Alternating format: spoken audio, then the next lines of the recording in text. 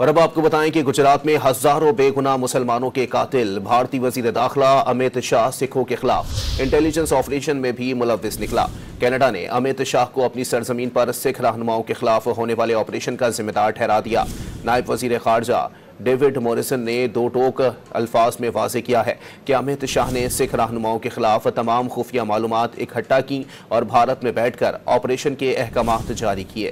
مودی سرکار کی غیر ملکی سرزمین پر دہشت گردی ایک بار پھر بے نقاب ہو گئی۔ گجرات میں ہزاروں مسلمانوں کے قاتل بھارتی وزیر داخلہ امیت شاہ کینیڈا میں سکھ رہنماؤں کے خلاف انٹیلیجنس آپریشن میں ملوث نکلا۔ کینیڈین حکام نے تمام ثبوت جمع کر کے پیش کر دیے۔ کینیڈا کے ڈپٹی وزیر خارجہ نے پارلیمنٹری پینل کو بتایا کہ ان کی سرزمین پر سکھ رہنماؤں کو نشانہ بنانے کے پیچھے امیت شاہ کا ہاتھ ہے۔ انہوں نے دو ٹوک الفاظ میں واضح کیا کہ امیت شاہ نے سکھ رہنماؤں کے خلاف تمام خفیہ معلومات اکٹھا کی اور بھارت میں بیٹھ کر آپریشن کے احکامات جاری کیے۔ ڈیوڈ مورسن نے امریکی اخبار دی واشنگٹن پوسٹ کو بھی سکھ رہنماؤں کے خلاف انٹیلیجنس آپریشن میں امیت شاہ کے ملوث ہونے سے آگاہ کر دیا۔ کینیڈا نے اپنی سرزمین پر بھارتی دہشت گردی ثابت ہونے پر رواں ماہ بھارتی ہائی کمشنر سمیت 6 سفارتکاروں کو ملک بدر کر دیا تھا۔ سکھ رہنما نے بتایا کہ امیت شاہ نے خالصتان کے حامیوں کو پکڑنے کے لیے ایجنسیوں کو ہتھیار بنایا۔ انہوں نے عالمی برادری سے اپیل کی کہ وہ بھارتی جبر کے خلاف کھڑی ہو۔ کینیڈا کے ساتھ ساتھ بھارت کی جانب سے امریکہ میں بھی سکھ رہنما کو قتل کرنے کی سازش کی گئی۔ ایک سوال کے جواب میں ترجمان امریکی محکمہ خارجہ نے واضح کیا کہ وہ سکھ رہنما گرپردن سنگھ کے قتل کی سازش کے معاملے پر حقیقی معنوں میں احتجاج ہوتا دیکھنا چاہتے ہیں۔ میتھیو ملر نے واضح کیا کہ امریکہ نے بھارتی حکومت سے بات کی ہے اور مودی حکومت پر زور دیا گیا ہے کہ اس معاملے پر جلد سے جلد تحقیقات مکمل کی جائیں۔